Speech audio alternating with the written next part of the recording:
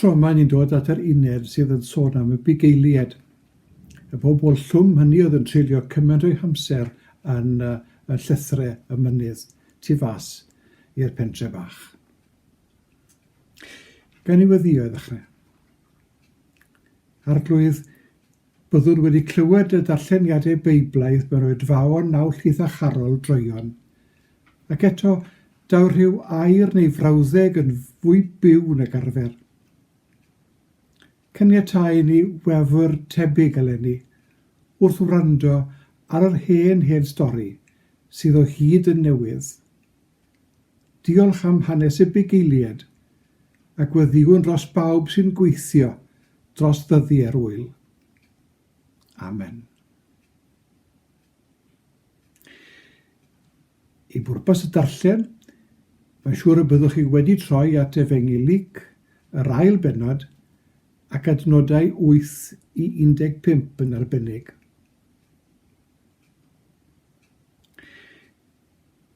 Bydd y sawl astudiodd rhywfaint ar lenyddiaeth yr Efengylau wedi clywed droion mae'n siŵr am y gwahanol ffynonellau sydd wedi bod yn ddefnyddiol ar gyfer yr Efengylwyr.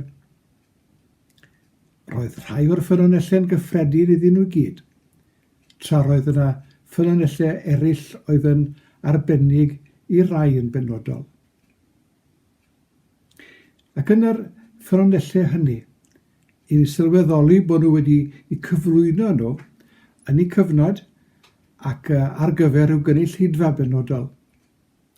A bydde Luc siŵr o fod wedi meddwl am y rhai nad oedd o reidrwydd yn academaidd i natur, nad oedd o bosibl yn ei ddewig eu cefndir, ond oedden nhw'r un fath yn bobl oedd wedi cael profiadau gwerthfawr. Pwy a hwyr, pwy'n union oedd yn ei feddwl pan oedd yn ysgrifennu. Rhaid bod yn cofio nid am y bonedd, ond y gwreng. Nid y dysgedig, ond y cyffredin.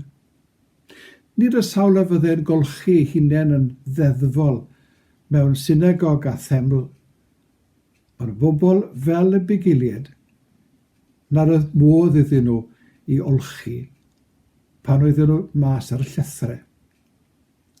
Ond nhw'n drewi o ddefed.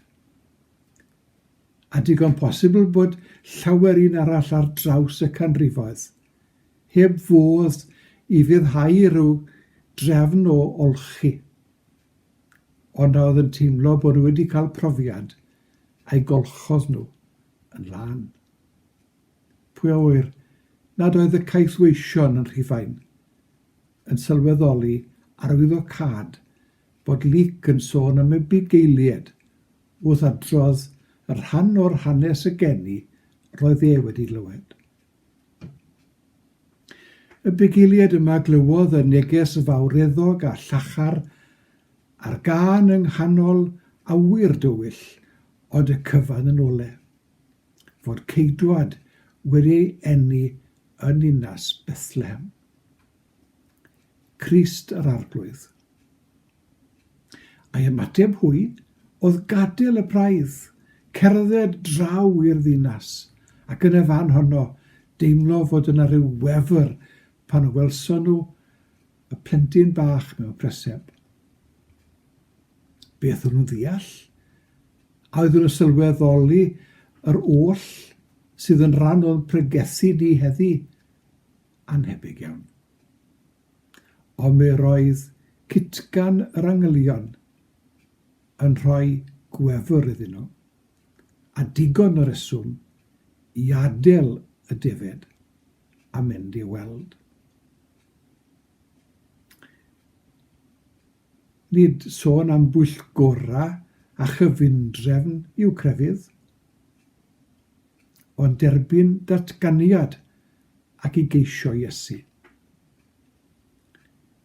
Ac yma'n siŵr bod yr un peth yn wir i ni heddi.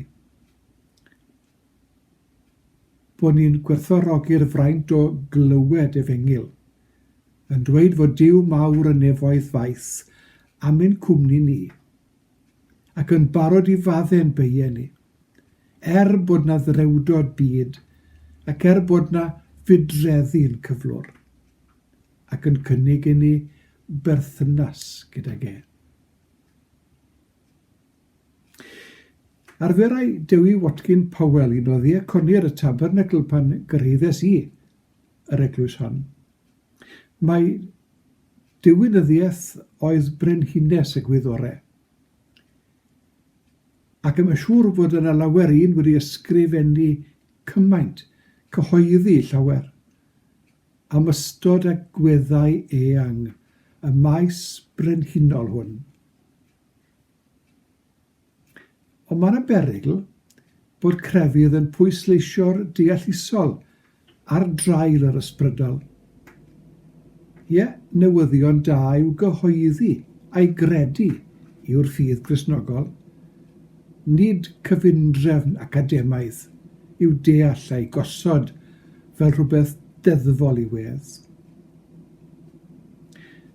Yng nghoridoriau academia, ni fyddai gan y Bugeiliaid llwm di-addysg fawr i'w gynnig. Ond ar y llwybr lawr o'r llethre, byddwn nhw'n cyrraedd Bethlehem wedi cael rhyw brofiad ysbrydol arbennig, unigryw hyd yn oed. Ond nhw wedi profi'r llawenydd o wrando can yr angylion. Ond nhw'n sylweddoli fod rhywbeth mawr yn digwydd a bod hwnnw'n werth gadael hyd yn oed y praidd mwyn gweld beth oedd testun y llawenydd. 30 yn ddiweddarach mi roedd yna bysgotwyr, hwythau yn ddigon garw i gwedd, wedi gwisgo dillad at y pwrpas y bysgota, nid yn yr dillad crand fydde gan yr offeiriad.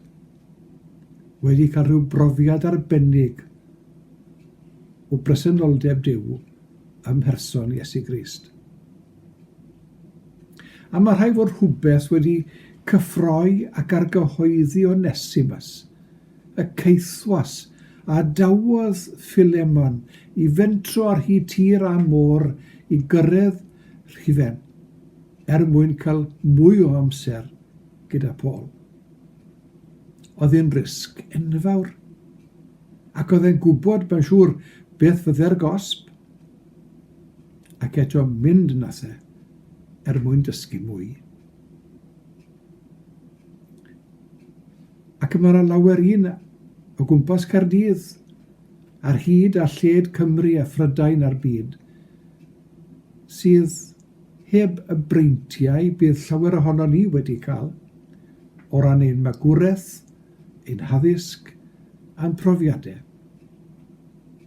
Ond a fydd yn falch o glywed, o synhwyro'r cyffro ac o deimlo'r fendith. Fe gymrodd i 4 canrif, cyn bod yna bobl oedd yn ymerodreithwyr yn Rhufain. Constantina, Theodoras, yn derbyn y ffydd. Fel bod y caethweision a gafodd ei lladd yn y ganrif gyntaf a'r ail, a'r trydydd mewn bosib, wedi cael ymdeimlo ar beth byw yma oedd hyd yn oed yr ymerawdwr wedi dderbyn. Wrth gwrs bod angen i ni gofleidio'r efengil gyda'n deall. Ond nid ar drail yr ymateb agored a didwyll sy'n rhyfeddu at y ffaith fod Duw yn ein caru cymaint, iddo agor drws gobaith i bob un, i dderbyn bywyd newydd gydag e. Nid oes angen deall ffiseg na mecanwaith car cyn medru yrru fe. Does dim angen gwybod beth yw holl gynhwysion y bwyd sy'n ein bwrdd ni pan ni'n llwgu ac yn awyddus i fyta. Nid crefydd sy'n gofyn am gof da yw Cristnogaeth, ond ymddiriedeth i droi at Dduw, i ddilyn Iesu a'i arddel fel arglwydd ac arweinydd ein bywyd. Ac yn hynny, gyda'r angylion, y cyd lawen hawn. gan i orffen gyda garyweddi. Diolchwn efo Dad am dy groeso di i bawb yn ddiwahân, i rannu wrth fwrdd, i fyw ar dy aelwyd. Gweddiwn y bydd pobl o bob llwyth, gwlad ac iaith yn profi gwefr a llawenydd newydd wrth glywed y carolau yn y cyfnod hwn, ac yn ei canu, sylweddoli fod yr hanes am eni Iesu wedi dod â bywyd newydd i bob un sy'n mentro credu. Amen.